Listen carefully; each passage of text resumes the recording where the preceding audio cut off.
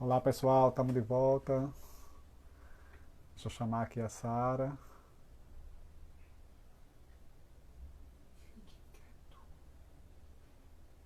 Esperar a Sara entrar. Tá? Eu estava demorando porque eu tenho que salvar o vídeo. E o vídeo já fica salvo no IGTV e também vai para o canal do Moza. Tá? O Moza tem o canal no YouTube, Moza, o FRPE, vocês clicam lá e os vídeos ficam salvos lá.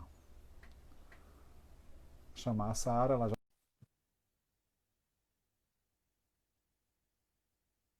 A gente vai continuar a nossa reflexão, ela vai retomar a discussão em torno do Eduardo Aires. Estamos de volta, Sara. Pronto. Tá bem. Estava no intervalo, falei com a Sónia. Ela diz que a partir de Eduardo White deixaram de ouvir e para mim era importante falar sobre Eduardo White, Claro, claro que sim, pode Sob- falar. sobretudo porque ele faz parte de uma geração que marca o rompimento estético, do ponto de vista estético, da abordagem da literatura que havia anteriormente, que era a poesia do combate, não é? Sim, Então, Eduardo White, juntamente com Golano Bacacossa, Suleiman Kassam, Marcelo Panguana, Armando Artur e outros, marcam este rompimento, mas é sobretudo a obra do White, A Mar sobre o Índico, e Monção de Luís Carlos Patraquim, que marcam este rompimento. Nós, nestas duas obras, conseguimos ver, do ponto de vista estético, as marcas mesmo que dão o rompimento com a produção literária anterior. E depois deste grupo, eu dizia que gostava de destacar o White por eu considerá-lo poeta maldito e em literatura, como tu sabes e todos os outros sabem também, um poeta maldito é aquele que é contra o status quo, não é? Ele discute e desmancha todo o status quo e, sobretudo na obra As Falas do Escorpião e até amanhã, Coração, Eduardo White fala sobre esta questão de se lutar contra o status quo, questiona a democracia instalada, utiliza, por exemplo, a figura do Chico Nhoca, que é o inimigo do povo, que é uma figura que logo depois da independência de Moçambique foi utilizada como exemplo daquilo que não se pode ser. Então ele pergunta quem é que são os chiconhocas, né? Se são estes que instituam o regime ou é o povo, né? Questiona também a figura do homem novo, porque depois da independência tentou-se instituir uma figura do homem novo que tinha a ver com a formação da identidade cultural e política moçambicana, baseada na homogeneidade cultural, e ele questiona este homem novo e pergunta quem é afinal o homem novo. Sobretudo nas falas do Escorpião, ele questiona todas as questões em volta do terceiro congresso, que do ponto de vista da cultura ele põe em discussão um slogan que era a vitória prepara-se, a vitória organiza-se, e até num programa, numa entrevista que eu fiz num programa de televisão, eu pergunto-lhe, mas então, que vitória é que tu questionas? E ele diz, ó Sara, tu não sabes, não vês que quem preparou a vitória para si próprio, e é mais ou menos em torno disto que a obra As Falas do Escorpião se desenrola. E ele é poeta maldito por estas e por outras coisas, porque ele diz as coisas tal como elas têm que ser ditas, mas utiliza a literatura para tal. Querendo, ele utilizava outros tipos de textos para protestar. Então, dizia que destacava o Eduardo White porque ele influenciou toda uma geração de escritores que se seguiu e dava o exemplo do Celso Manguana, que tem um livro publicado intitulado O Pátria que Pariu, e eu dizia que este livro dialogava com um texto que é do vosso reipa, do reipa brasileiro Gabriel o Pensador. Gabriel Pensador. Sim, e li uns certos desses dois autores e dizia também, tenho que procurar os excertos, dizia também que A par deste Celso Manguana, o Adelino Timóteo, o Chagas Leven, que são autores também bem vistos pela crítica nacional e internacional, são este tipo de poetas malditos porque questionam a sociedade e o status quo vigente, não é? Deixa-me só procurar, então, já encontrei os certos que eu queria partilhar, um que é da obra Pátria que Pariu, que é de Celso Manguana. Pátria, quero só uma, o lugar de morte, a nenhuma cidadania pertenço. Conheço 3 lugares de exílio: o amor, a memória, a loucura. Memória percorrida, loucura visitada e quantos amores. Vou para norte, sempre para a morte. Caminho sozinho. Não deixo, peço. Lume, charro aceso, prossigo para a norte. Obviamente para a morte. Este é o Celso Manguana e queria partilhar um excerto do Gabriel o Pensador, que é um texto que dialoga com o de Celso Manguana e que tem muito esta tónica da pátria que pariu e do questionamento da sociedade e do status quo. Quem foi a pátria que me pariu? Uma prostituta chamada Brasil que se esqueceu de tomar a pílula e a barriga cresceu. Um bebê não estava nos planos dessa pobre meretriz. Um aborto era uma fortuna e ela, sem dinheiro, teve que tentar fazer um aborto caseiro. Tomou remédio, tomou cachaça, tomou purgante, mas a gravidez era cada vez mais flagrante. E ela pediu por um mendigo esmurrar sua barriga. Pátria que me pariu. Quem foi a pátria que me pariu? Então eu dizia que estes 2 textos dialogavam e que faziam parte daquilo a que eu chamava os poetas balditos.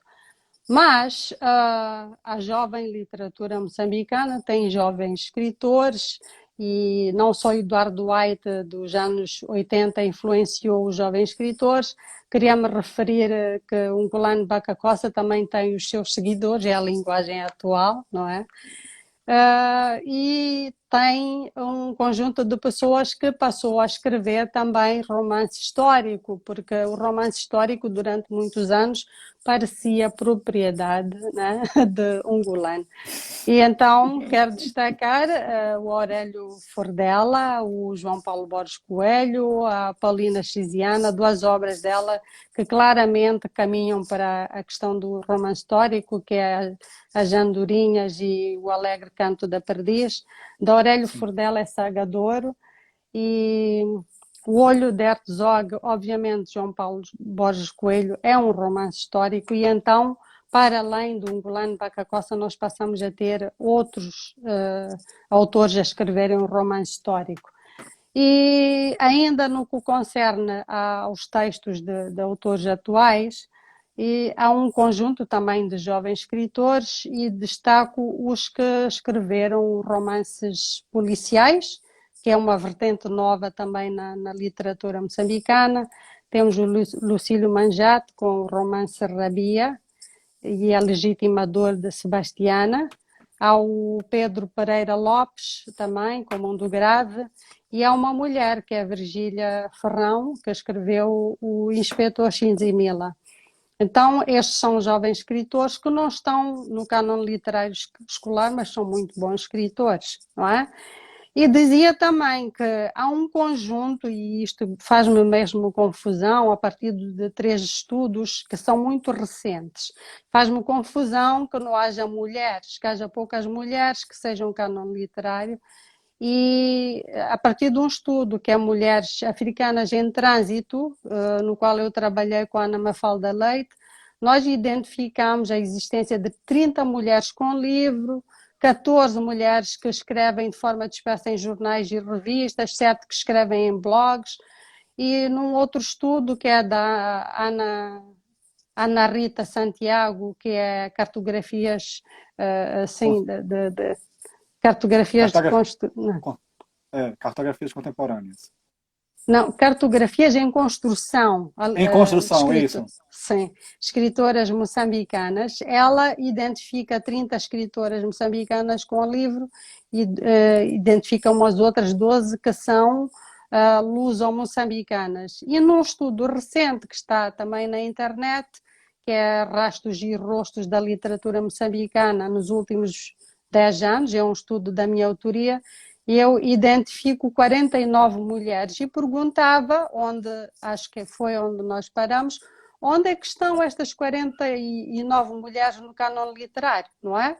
Na live que fizeste com a Vanessa, ela falou na Sónia Sultuane, falou na Melita A Martins, Melita, na sim, Deusa da na África. Deza da África, na Joshua, posso acrescentar a Lica Sebastião, ela falou Sim, nela, na MX, na Criescência, quer dizer, quer falou dizer nessa já, assim, mas há muitas outras. Estas 49 eu não posso mencioná-las todas, não é? Mas há 49 mulheres a escreverem e não estão no cânon literário, o que mais uma vez, né? Eu reitero aquilo que disse na minha tese em 2015, 5 anos depois, eu reitero a necessidade de se revitalizar o cânon literário. Sobretudo é preciso introduzir esta vertente da escrita de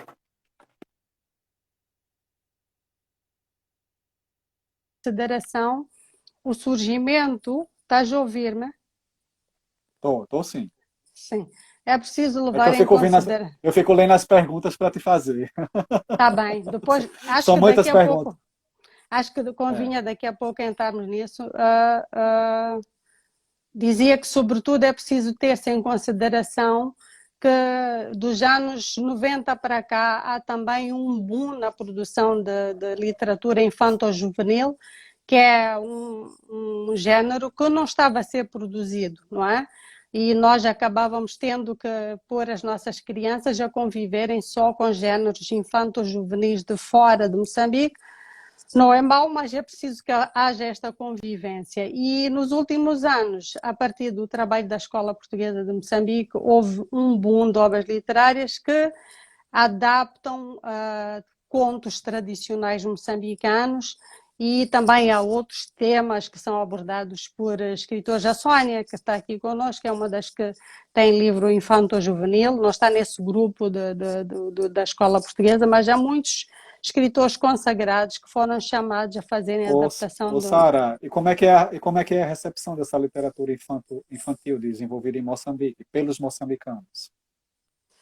É muito bem recebida e muito bem-vinda, primeiro porque vem ocupar um espaço que não existia. E segundo, porque o fato de ir ao encontro das tradições que estavam só do ponto de vista de registro oral, ela é bem-vinda porque começamos a ter ou a poder educar as nossas crianças a partir das nossas tradições e a partir de livros que elas possam ver e com ilustrações que possam ajudar a memorizar e a ter mais prazer pela literatura. E há outras instituições também, sobretudo associações, que têm trabalhado esta questão da literatura infanto-juvenil. Sobretudo, eu acho que vale a pena destacar a produção de obras de literatura infantil em línguas moçambicanas. Não em todas, não é? Não é em todas, mas começa a haver, há uma associação que desde os anos 90, a Progresso, está a trabalhar no norte de Moçambique, entre as províncias, começa a trabalhar com professores em oficinas que possam criar livros para contribuir para o ensino bilíngue, eu já falo sobre o ensino bilíngue daqui a pouco, mas para a produção de livros de literatura infantil, para ajudarem as nossas crianças não só na leitura de livros didáticos, como também na literatura.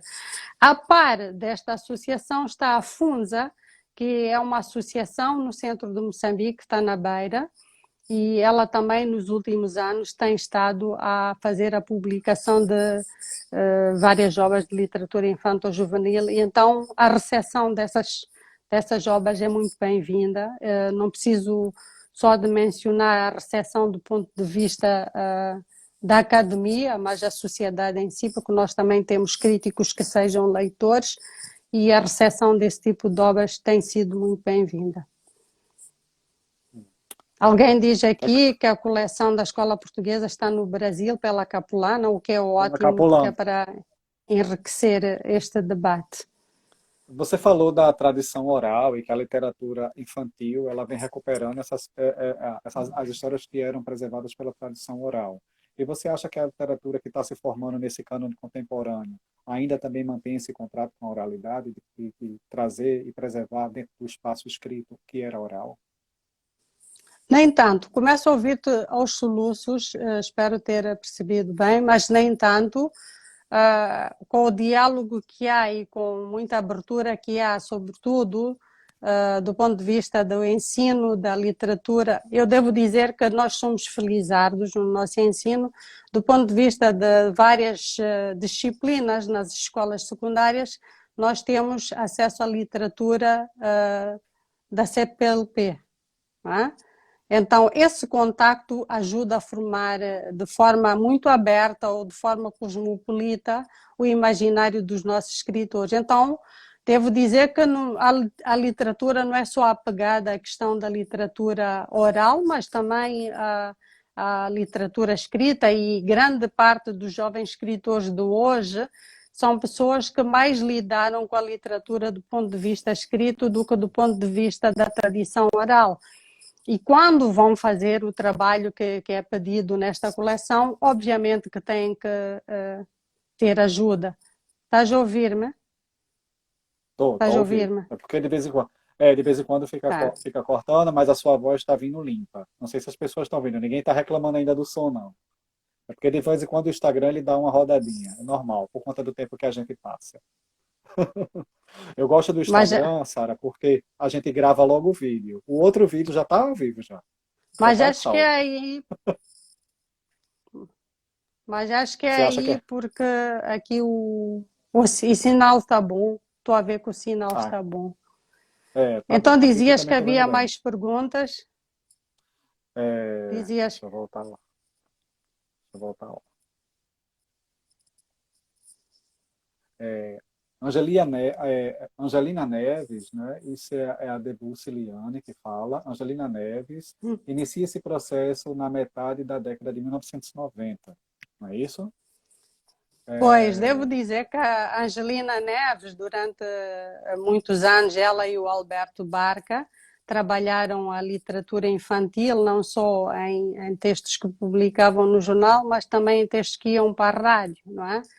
E eles, durante muitos anos, era uma espécie de ter um monopólio de produção de literatura infanto-juvenil. Foi mesmo durante muitos anos, mas agora começam a aparecer estes escritores que eu mencionei e começa a haver mais liberdade e mais possibilidade de fazer a publicação de obras infanto-juvenis. é. Eu, no tempo em que era Sempre, criança, tinha acesso a isso só pelos jornais, né?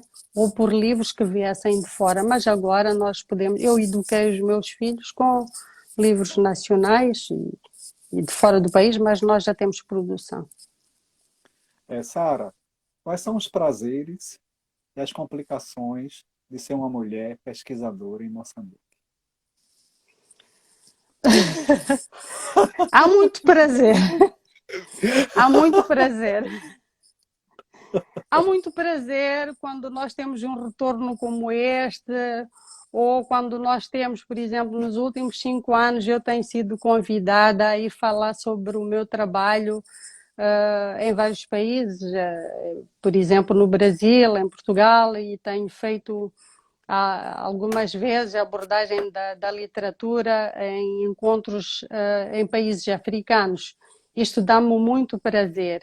Sobretudo, dá-me prazer levar obras de escritores jovens, os que escrevem desde os anos 90, porque não só pelo fato de não serem cânon, mas também pelo fato de eu achar que é uma geração que escreve muito bem e tem que ser divulgada.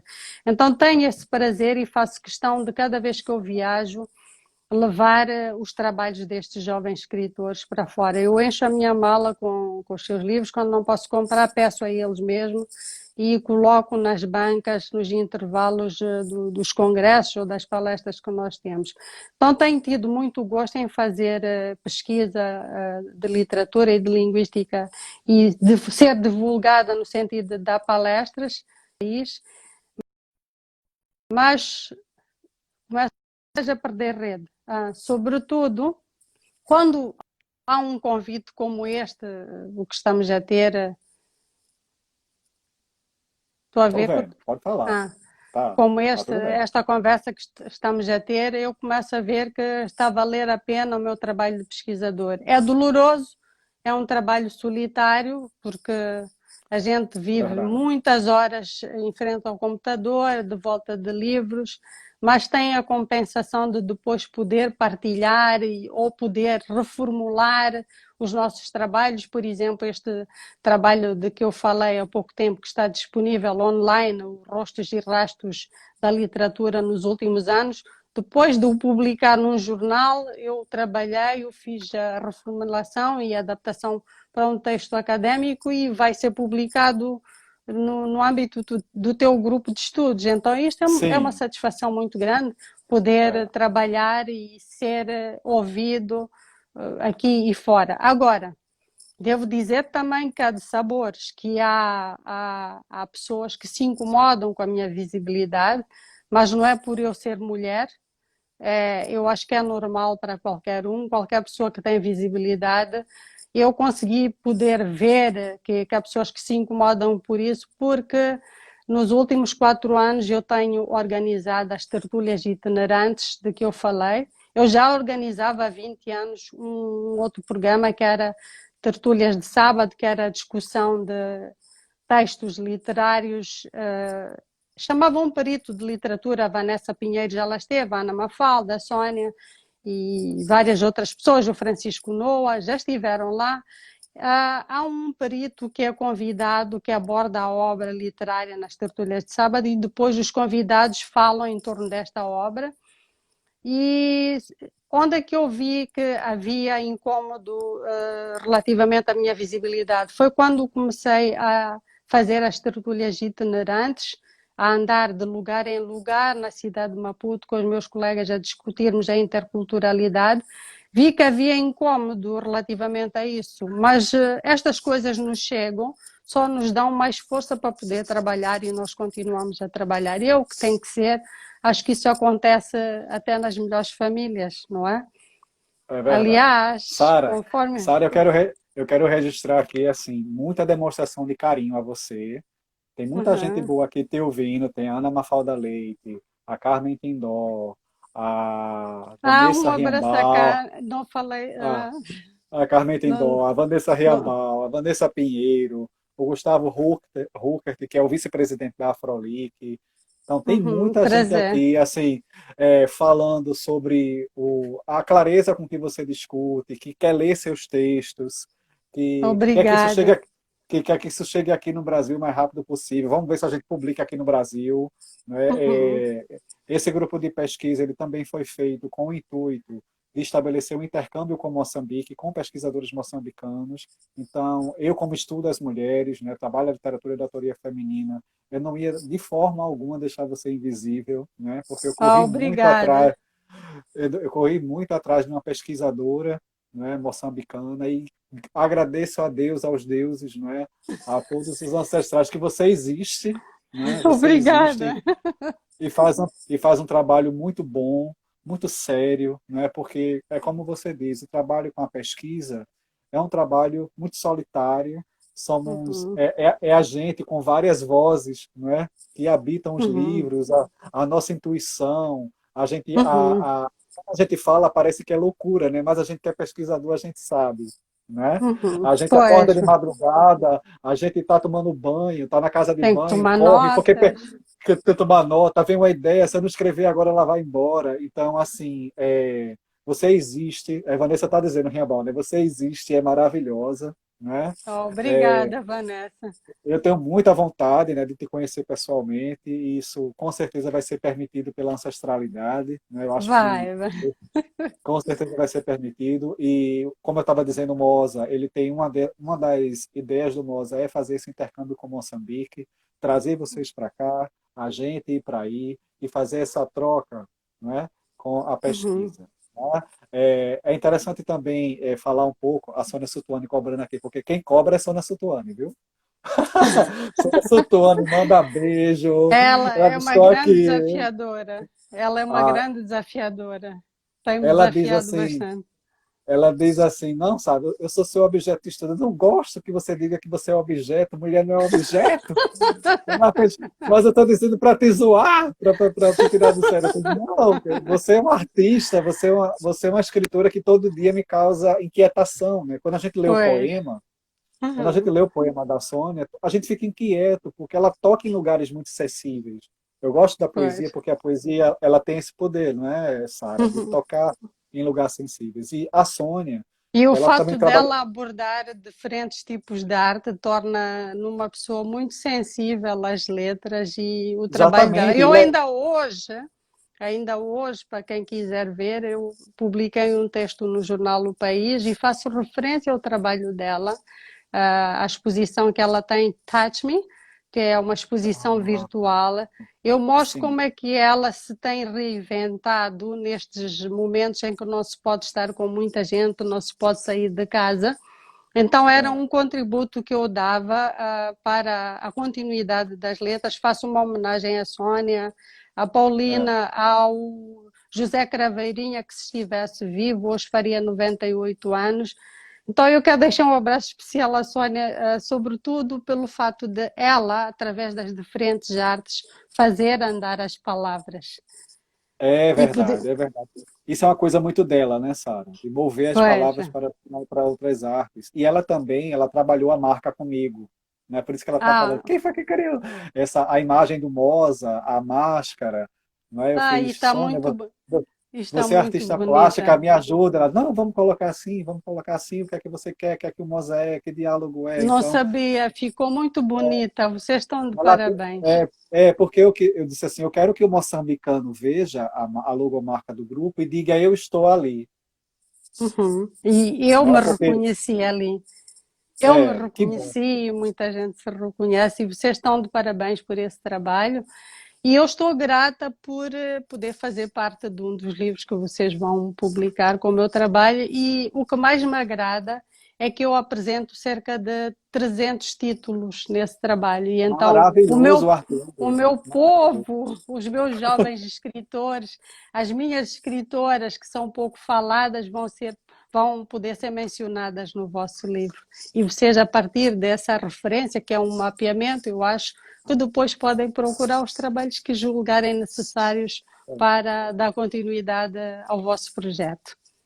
E o que eu Espero gosto, poder Sara, contribuir.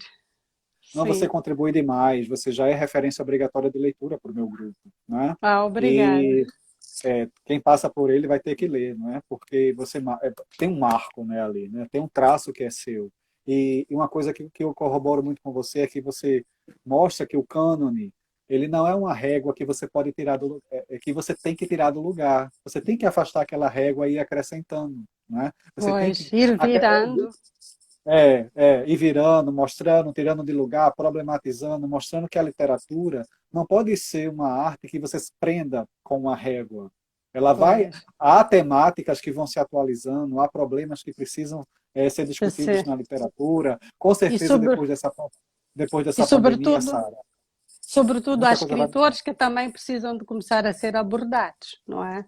E principalmente isso. Precisam ser lidos, Uhum, criticados, estudados, porque tocam em aspectos que são muito específicos deles mesmos. Né? uhum, Eu queria agora, Sara, porque assim, aqui no Brasil, a gente pede muito para o escritor ler o seu poema, porque na sua uhum. voz está mais bonito. E eu queria que você lesse o texto que você mandou para mim, Hibiscos, que é lindo. Depois, Nem se você sei me onde está. Tu o tens nas mãos, tu tens ele em mãos, podes ler. tenho, Eu ia gostar de te ouvir ler. então vamos lá. Hibiscos. Lembro, meu amor, com alegria, a ternura com que me tratavas. O chá que me levavas à cama todas as noites. O hibiscus, claro. Queria Deus explicar-me o tal buraco que se criou entre nós, o tal que se diz existir entre minha vida Entre e a nós. tua, entre nós. É porque, assim, como você mudou numa letra clara, eu não estou conseguindo ver, eu tenho um problema com a claridade. Eu estou com a luz muito forte no Ah, meu rosto, entendeu? eu não tenho o poema em mão, mas não faz Pronto, mal. deixa eu ver aqui.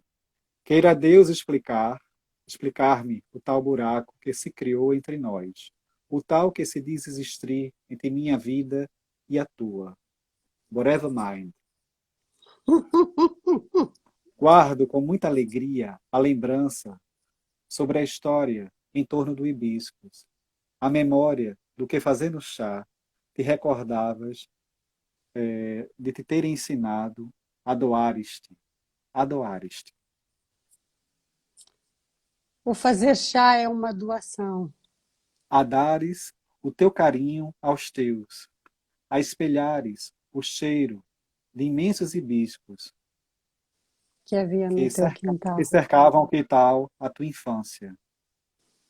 Ai do mine, saudades. Só um instante. Disseram-me tratar-se de milhares de espécies.